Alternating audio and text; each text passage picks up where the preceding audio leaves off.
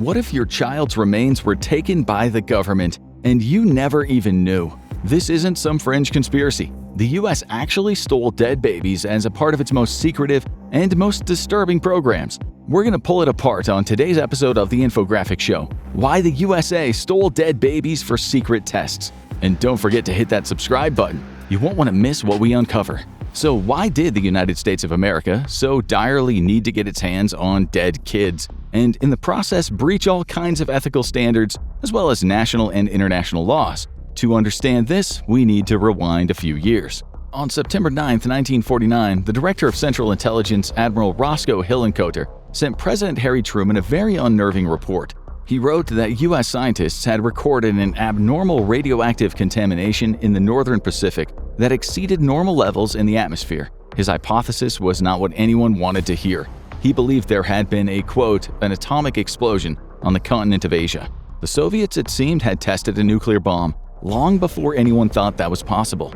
A few years earlier, in July 1945, in Potsdam, Germany, Truman, with the British Prime Minister Winston Churchill and Soviet leader Joseph Stalin, the so-called Big Three, met for a 2-week-long discussion about what the post-war world would look like, and it wasn't as cozy as it seemed. Truman had casually announced that America had a, quote, weapon of unusual destructive force, its first atomic bomb. Stalin tried to keep composed, but was rattled, panicked by how fast the Americans had succeeded in their Manhattan Project, culminating in 2 atomic bombs exploding in air bursts above the Japanese cities of Hiroshima and Nagasaki, killing between 150,000 and 246,000 people. During the war, the US and the UK had no choice but to turn the other cheek to their enemy of Stalin, a tyrant whose policies and paranoia had led to the deaths of millions of Soviet citizens. The fragile alliance between the UK and the US with the Soviets was merely a hiatus before a great big storm. A few years later, as World War II neared its end, Winston Churchill was already planning the next big move, Operation Unthinkable. The goal was a surprise assault on Soviet industrial and political centers to force the will of the United States and the British Empire upon Russia. But Stalin got wind of the plan. Realizing the West's atomic firepower posed an existential threat, Stalin doubled down on building a nuclear arsenal of his own. He mobilized a network of spies along with brilliant Soviet physicists and repurposed Nazi scientists. Stalin pursued his goal of building a nuclear weapon. The US knew that the Soviets would become a nuclear power sooner or later, but it vastly miscalculated just how quickly. A CIA memorandum from December 15, 1947, stating it is doubtful that the Russians can produce a bomb before 1953 and almost certain they cannot produce one before 1951. Meanwhile, the American war industry was working at full throttle, trying to amass a nuclear stockpile as fears of communist expansion in Europe and Asia grew by the day. By 1950, the US had around 300 nuclear weapons in its arsenal, enough to annihilate most of industrial Russia. But at 7 a.m. on August 29, 1949, the Soviets had caused alarm bells to ring in the US when they successfully tested their own atomic bomb, Izdelia 501, which the US codenamed Joe 1 after Stalin. The world collectively tensed for the future when a few weeks later, Truman announced to the public, "We have evidence that within recent weeks an atomic explosion occurred in the USSR." The US still held the upper hand. Nuclear dominance made a preemptive strike possible, but there was no unified support in Washington to actually carry one out. While a few hardline hawks seriously floated the idea of obliterating the Soviet Union before it could strike back, most officials balked at the moral and geopolitical consequences. After all, the USSR had just sacrificed 27 million lives fighting the Nazis. To annihilate them entirely might have painted the US not as a liberator, but as the new tyrant on the block. Still, the fear was real. The drive to outnuke the Soviets triggered the arms race, and in time the specter of mad, mutually assured destruction loomed over the world. Some people in the Pentagon saw nukes not just as a deterrent, but as a tool of intimidation, willing to kill millions just to flex America's military muscle. While the world worried about missiles, the real invisible killer was already in motion, the radioactive fallout from all the tests. There would be a total of 291 tests in the 50s. Between 1950 and 1955, America detonated 61 devices, compared to 26 by the Soviets, and just 1 by the UK. But what were all those explosions doing to the planet? Its air, its water, its people, and the very food they relied on? The short answer is no one was sure. This is where stealing children comes back into the story. When a group of men sitting around a table in an office building in DC discussed body snatching without the slightest hint of irony. They needed bodies to better understand the effects of the nuclear fallout. The public had been kept in the dark about this, but in 1955 the truth had become impossible to ignore. The main concern was strontium-90, a cancer-causing radioactive isotope produced by nuclear fission. When atomic weapons are tested, it's released into the environment and carried by the wind over long distances. It enters the food chain, passing from contaminated plants to grazing cattle and eventually to humans. It's especially dangerous to young people whose bodies are developing. After the bombs were dropped on Japan, the US tried to play down the catastrophic effects of radiation on the human body. They stated that the deaths in Hiroshima and Nagasaki were primarily as a result of the blast and the heat, but not the radiation. Yet these effects were quite obvious to anyone who witnessed the fallout. Some of the American journalists who tried to report on the horrifying effects of nuclear weapons were censored, but not William L. Lawrence of the New York Times, a two-time Pulitzer Prize award-winning journalist who was in fact on the Pentagon's payroll, writing glowing sanitized coverage of the bomb while feeding the public rose-colored disinformation. The true extent of the devastation only reached American living rooms in 1946 when a young journalist named John Hersey published his 30,000-word exposé on Hiroshima in The New Yorker. In it, Hersey revealed what the US military suppressed. Radiation sickness was real, not Japanese propaganda, as many Americans had been led to believe. The article stunned the nation, but even then the public still didn't grasp just how far radiation could spread or how long its effects would linger. Even Robert Oppenheimer, the father of the atomic bomb, had downplayed the danger. After the Trinity test, he told reporters that there was little cause for concern about radiation exposure, echoing a pattern of downplaying that would go on for years. The truth was only revealed after files were declassified, showing that General Leslie Groves, director of the Manhattan Project, deliberately lied to Congress about radiation poisoning. He claimed that no one in Japan had died of it.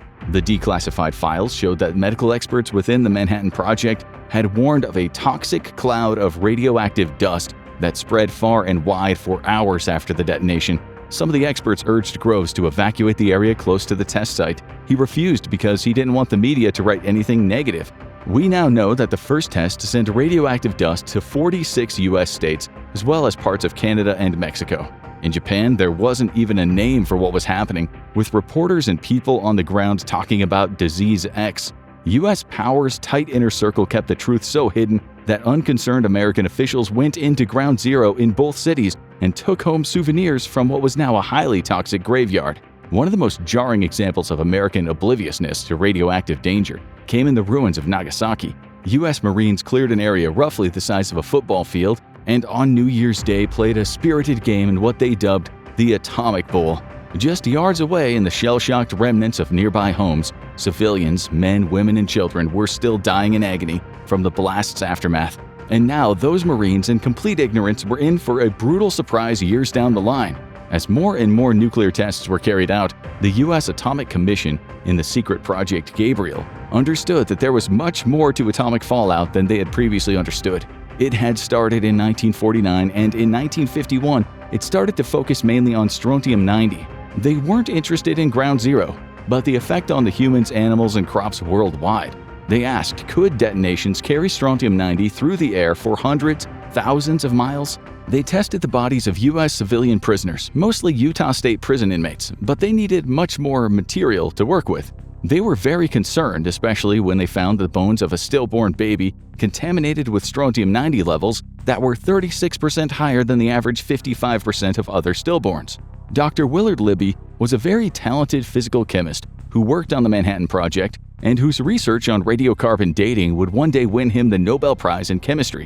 In 1955, as commissioner of the Atomic Energy Commission, Libby held a secret meeting at the Division of Biology and Medicine in Washington, D.C. Also in the room were men from the U.S. military, representatives of the Rand Corporation, and a scattering of scientists who might have had a corpse connection. Project Sunshine, the program to steal dead bodies for testing, was already 2 years old, but Libby had a problem. He didn't have any bodies left, and getting them, he believed, was of global importance. When he was public-facing, he was saying that the fallout of the tests was harmless, but behind closed doors, he believed that strontium-90 could possibly represent the greatest threat to human life that existed. At the meeting, he got straight to the point, explaining the lack of the bodies and how it was a matter of prime importance to get them, and particularly in the young age group. The term that he used was body snatching. He asked the group if any of them, quote, knows how to do a good job of body snatching, saying that if they did, they will really be serving their country. After what had happened on March 1, 1954, they felt that they didn't have a choice. The arms race between the US and the Soviets had spun out of control, with both countries building enough bombs to destroy a large part of the planet. By 1955, the US was still way ahead, with around 2,400 warheads compared to the Soviets' 200. But in 1954, there was a major catastrophe, and that was Operation Castle in the Pacific's Bikini Atoll, a coral reef in the Marshall Islands consisting of 23 islands that was home to 23 detonations. In the Castle operation, the U.S. conducted 6 high-yield thermonuclear tests using hydrogen bombs, with the biggest yields and the most destructive fallout ever seen. On March 1st, the Castle Bravo hydrobomb test yielded 15 megatons, around 1,000 times more powerful than the bomb that had flattened Hiroshima. This was bigger than the U.S.'s first ever hydrobomb test, that of Ivy Mike in 1952, which had a yield of 10.4 megatons and vaporized the unlucky island of Elugalab. After the Bravo blast, the garbled message from Commander Task Group 7.1 reported heavy contamination at Rongelap Atoll, which was sufficiently high to warrant evacuation of population. The explosion had been 3 times more powerful than the 6 megatons that its planners had estimated. It vaporized millions of tons of sand, coral, and water, creating a 100-mile-wide fallout of radioactive debris that fell on the people who lived on the nearby islands, especially Rongelap and Utirik. These people literally didn't know what hit them. Some carried on working like nothing had happened. Kids played in what looked like snow, which was irradiated flakes that had fallen like tiny toxic daggers, ready to penetrate their vulnerable bodies. The surprised locals were told to bring a small handbag as the only baggage and leave their homes. Everything they owned was now dangerously contaminated. Some of them, said a report, had received significant doses due to the fallout and had suffered burns as a result. Only one would immediately die, but many were injured, and many had just significantly improved their chances in the cancer lottery. The AEC and the State Department, which predictably said all this damage was in the name of peace and security, later lied after receiving complaints. They said that there was no medical reason to expect any permanent after effects on the general health of the inhabitants, and the fact is, they didn't know.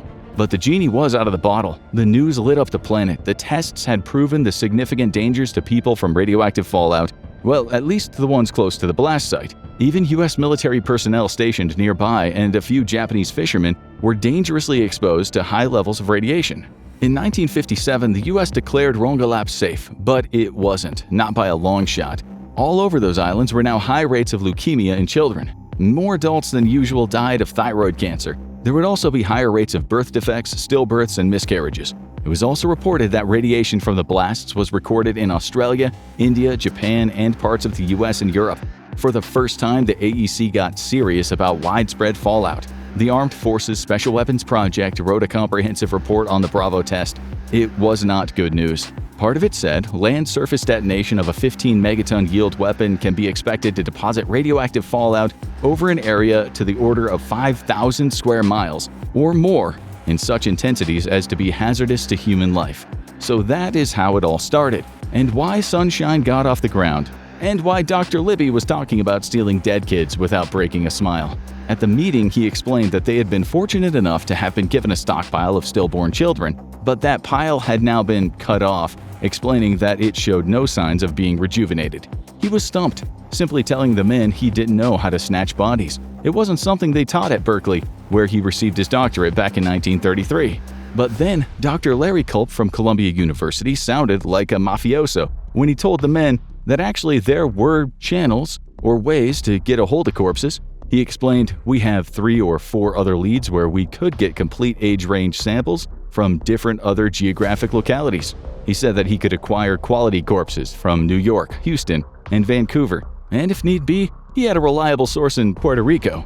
Culp told Libby that he had already had 20 bodies coming in from Vancouver and another 20 were on the way from Houston. But what was Larry's system? How was he getting these dead bodies without the families knowing? Well, yet again, the US government relied on the poor, just as it had done in all manner of unethical experiments in the early to mid-20th century. Culp explained that in Houston, they don't have all these rules. His body suppliers could get him a constant stream of dead folks and, quote, virtually every death in the age range. And then he got to the point and explained, they have a lot of poverty. But Culp went a step further. He said that he had had a chat with the dean of the Columbia Medical School, who told them that he has contacts all over the world. This had just become a global body snatching program. Culp explained that he could likely get his corpses from Australia, Scandinavia, South America, the Near East, and Africa. The question of ethics was raised. It was definitely highly illegal, and Culp agreed that if it ever came out, it would put the US in somewhat of a negative light, what he referred to as public relations consequences. Culp at least assured the guys that his sources would keep quiet. He said that they knew they were dealing with the US's top medical people, and they knew that the dead bodies were for a good cause, and it wasn't as if they were killing people. These suppliers were hospital directors, pathologists, and the men were obviously willing to keep an open mind. Colonel Maxwell of the Armed Forces Special Weapons Project said that he could, quote, provide some help for specimens of the local population. He didn't say how, only that he had possible sources for bodies in Germany and Cairo. And then the mood darkened when Dr. Booger spoke like a man who, well, let's just say he had seen a thing or two in his life. He'd been involved in a similar scheme in Latin America when, as a part of the Rockefeller Foundation yellow fever studies, they'd acquired tens of thousands of livers from various populations. He explained that it was a no-questions-asked kind of deal with the locals, wherein his men paid hard cash to agents for each liver. He explained that he had tried the same in Africa, but it didn't work out. One thing he knew, though, was that money talks. People wouldn't hand over bodies or body parts out of what he called scientific enthusiasm. He was essentially conducting black market organ harvesting and trafficking, with no doubt some very sketchy people who were upsetting the locals, all in the name of science. And that was about how they left it. Each man who'd offered to help went away and got in touch with their sources. You might wonder, why didn't they just test on living Americans? It wasn't that simple. You needed consent for that, and this was a top-secret operation. Telling the truth about their fears of radiation could cause chaos, not just in the US, but globally. After all, what if they found out that those American detonations were one day going to cause cancer in millions of people? But the US government did, in fact, conduct radiation experiments during that era, many of them highly unethical. In one program, doctors working under government agencies exposed the testicles of incarcerated American men to radiation without informed consent. Some cases, the men were left sterile, and in others, they went on to have children with serious birth defects. Meanwhile, in another study cloaked in deception, poor pregnant women were given doses of radioactive iron and told falsely that it was all part of a simple nutrition study. Officials also injected plutonium directly into the terminally ill, not telling the family and certainly not telling the soon-to-be deceased. As for American soldiers who had risked their lives for the security of their nation, many became radiation guinea pigs. They were purposefully exposed to dangerous levels of radiation and ridiculously told to cover their face with their hands as they witnessed what for some was a brilliant, beautiful, bright light. The men were informed that talking about the secret tests amounted to treason, punishable by a $10,000 fine and 10 years in prison. Under the aegis of national security, it wasn't a case of safety first, but safety later. It's believed that from between 1945 to 1962, over 210,000 U.S. civilians and GIs were exposed to possibly dangerous levels of radiation that put the people at a higher risk of developing cancer. The AEC was doing the right thing by testing the effects of radiation fallout, but the lack of ethics and transparency was what you might call extreme. In 1957, there was some transparency in the U.S. when there was a Congressional Joint Committee on Atomic Energy hearing about nuclear fallout. But by that time, the dead child-stealing days were already over. Scientists had then moved on to testing children's milk teeth. The U.S. Baby Tooth Survey, which analyzed strontium-90 levels in baby teeth, didn't reveal a clear threat. But it did show that babies born after 1950 had higher levels of strontium-90 in their teeth than babies born in earlier periods.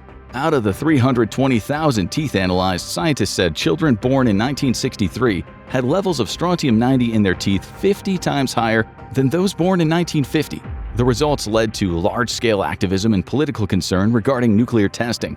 But it would be years before the public became enraged about body snatching, simply because the body snatchers had not been exposed. It wasn't until the 90s and the 2000s that news media started talking about U.S. government-sponsored dead baby snatching. Initial reports revealed that 1,500 bodies had been taken by Libby and his colleagues, although later reports suggest it was many more.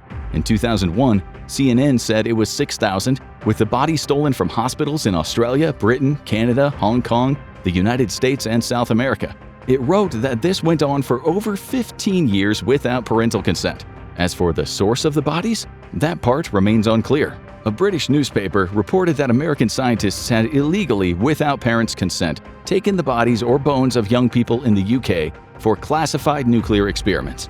A British woman told the press that they had taken the legs from her baby, which was why, when she buried it, she had not been allowed to dress it. The bones had been shipped off to the US by the UK's Atomic Energy Authority.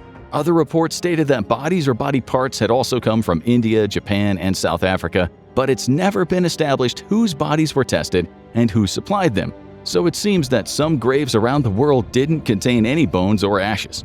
The Soviets eventually caught up to and then surpassed the US in terms of the number, not the quality or the size of the nuclear warheads. Both nations reached tens of thousands, including the most powerful H-bomb ever tested, the Soviets' 1961 Tsar Bomba, with a yield of 55 to 60 megatons.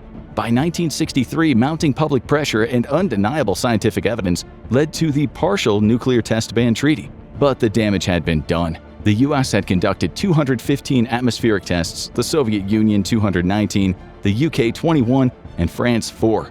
But the fact was, all of those nations showed a stunning disregard for public safety. In that context, the body snatching program, as shocking as it was, became a grim means to a, quote, greater good.